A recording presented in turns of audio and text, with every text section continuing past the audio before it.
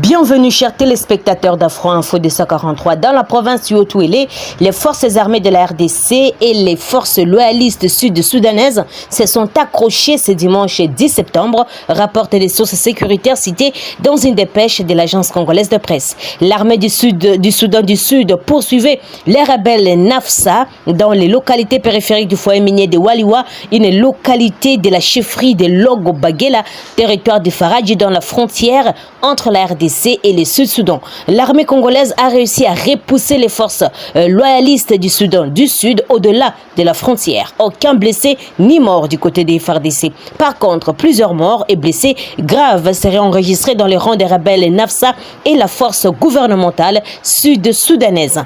Tous ont été rapatriés dans leur pays d'origine et les calmes est revenu, a indiqué le capitaine Yuma Kisher, qui est le porte-parole de l'armée dans les secteurs opérationnels Ouélé. Dans sa communication, le porte-parole de l'armée dans la zone a précisé qu'il ne s'agissait pas des affrontements entre les FARDC et l'armée sud-soudanaise, mais plutôt de la poursuite depuis le samedi de ces rebelles Nafsa par l'armée sud-soudanaise à Waliwa, dans la chefferie de Logo-Baguela, en territoire de Faradji, de la province du Haut-Ouélé. Et depuis 2020, les éléments incontrôlés de l'armée sud-soudanaise opèrent des incursions répétées en territoire congolais. Et la société civile de cette province explique que ces incursions sont dues à l'absence de l'État à la frontière entre la RDC et le Soudan du Sud. Elle réclame un renforcement du contrôle militaire de la frontière, écrit politico.cd. Les fidèles Wazalendo de la secte La Foi messianique organisent un deuil collectif dans la ville de Goma au quartier Ndosho. Dans une exclusivité accordée à Tazama RDC, ces fidèles disent entendre la vraie justice pour leurs camarades lâchement tués et disent vouloir lever le deuil le jour où leurs fidèles détenus seront libérés. Déjà le mercredi 13 septembre, ces fidèles, en complicité avec certains mouvements citoyens, projettent une marche dans la ville de Goma pour réclamer la libération de leurs. Les procès en procédure de flagrance des présumés acteurs de la répression et a conduit à la mort de 56 civils dans la ville de Goma fin août 2023 se poursuit à la cour militaire du Nord Kivu. Et ce samedi était consacré à l'audition de témoins. Et le maire policier de la ville de Goma était à la barre dans cette vidéo. Et le ministère public n'a pas été tendre avec lui comme vous pouvez les constater, écrit Tazama RDC Info. Alors que le procès Wazalendo se poursuit à Goma, une nouvelle mobilisation se poursuit contre la MONUSCO. Les individus sérieux déclarant Wazalendo, mouvement citoyen et groupe de pression se coalisent pour faire un front commun contre la MONUSCO. Les organisateurs de cette journée appellent à la journée ville morte le mercredi 13 septembre 2023 pour exiger le départ de la mission, reprocher de l'inefficacité et de la complicité.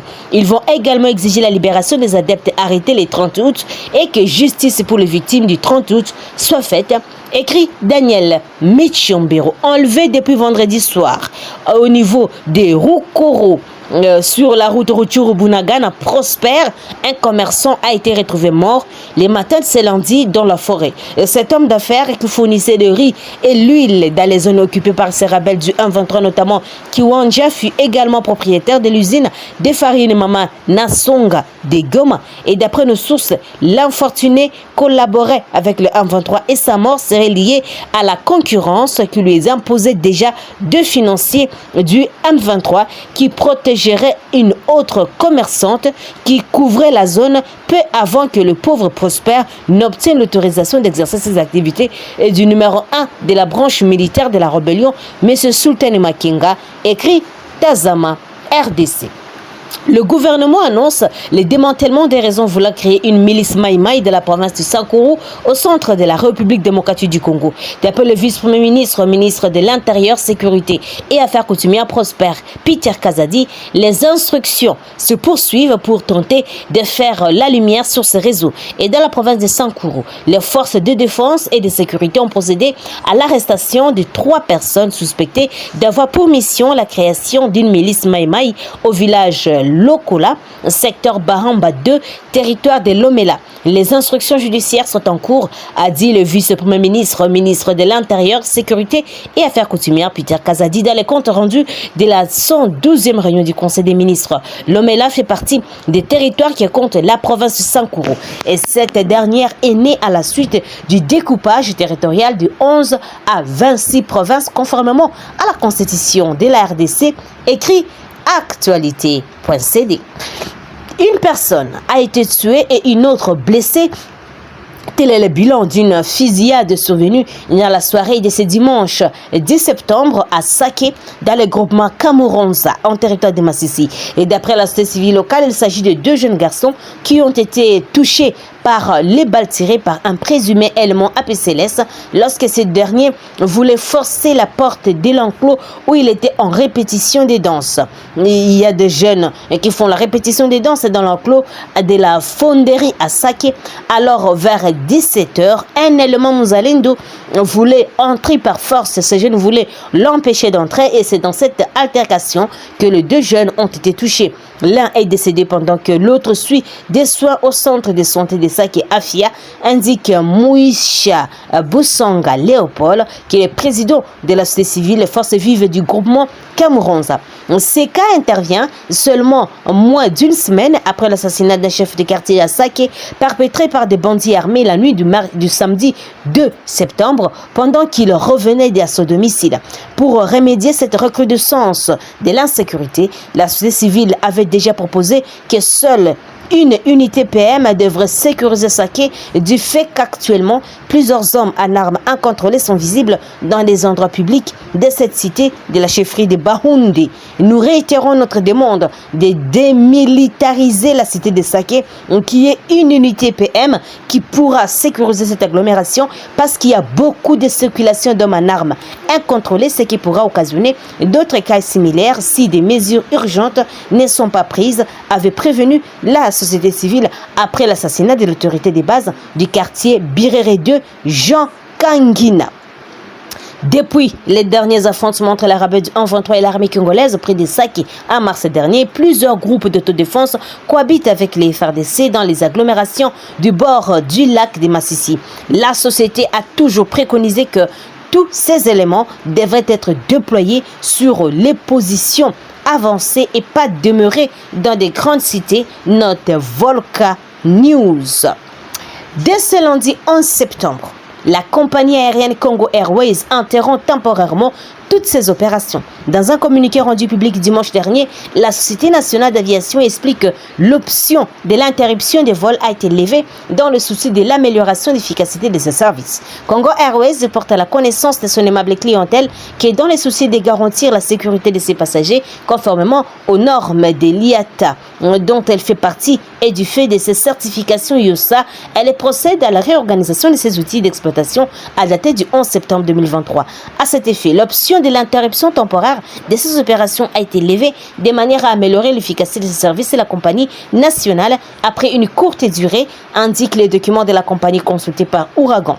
Alors que l'annonce de la suspension des vols de l'unique société d'aviation subventionnée régulièrement par l'État fait grincer les dents chez les passagers, la direction de la compagnie s'est quant à elle empressée de remercier le président Tshisekedi pour avoir instruit le gouvernement à mettre urgemment des fonds pour le maintien de ces opérations. Congo Airways tient par ailleurs à remercier le président de la République, Félix Antoine Tshisekedi, pour l'instruction donnée aux membres du gouvernement lors de la 11e réunion du Conseil des ministres concernant la mise à disposition urgente des fonds pour le maintien des opérations, a ajouté la compagnie et l'acteur majeur du trafic local.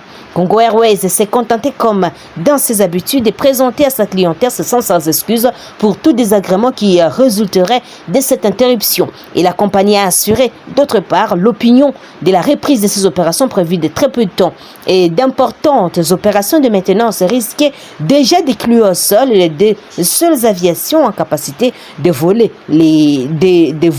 des Congo Airways. Et la compagnie nationale s'est détournée en vain vers le marché informelle pour dénicher les moteurs de rechange et éviter l'interruption de ces activités. Lancée avec 4 aéronefs dont des Airbus A320, la flotte s'est étiolée avec le temps. Même les différents partenariats noués n'ont pas duré. Kenya Airways, par exemple, a résilié avant terme son contrat de leasing sur ces 2 avions du constructeur aéronautique brésilien Braer. Note ouragan.cd.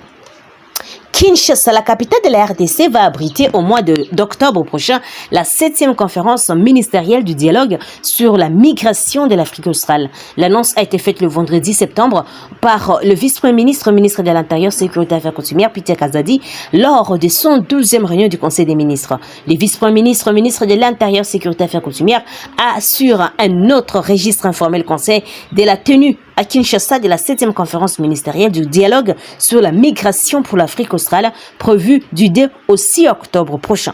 Cette initiative encourt les dialogues interétatiques sur un large éventail de questions migratoires régionales, notamment la question intégrée des frontières, l'harmonisation de la collecte des données, la migration mixte et irrégulière, ainsi que les liens entre la migration et le développement économique, explique les comptes rendus de la réunion lus par Patrick Mouyaya, lui qui est le porte-parole du gouvernement. Les dialogues sur la question des migrations en Afrique australe est un processus consultatif pour les États membres de la SADC, l'Angola, Botswana, RDC, Lesotho, Madagascar, Malawi, Maurice, Mozambique, Namibie, Seychelles, Afrique du Sud, Swaziland, Tanzanie, Zambie et Zimbabwe, débuté depuis 1999. Il a pour but de permettre à ses membres de se rencontrer de manière non officielle et non contraignante et de partager leurs idées sur les défis et les solutions face aux questions migratoires. Et ces assises interviendront quelques semaines après le 43e sommet ordinaire du chef d'État et le gouvernement de la communauté de développement de l'Afrique australe SADC,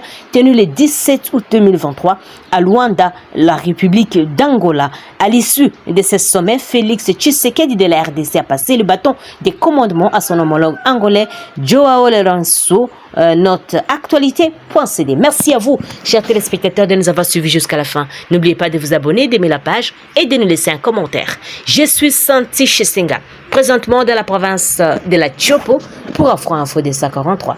Au revoir.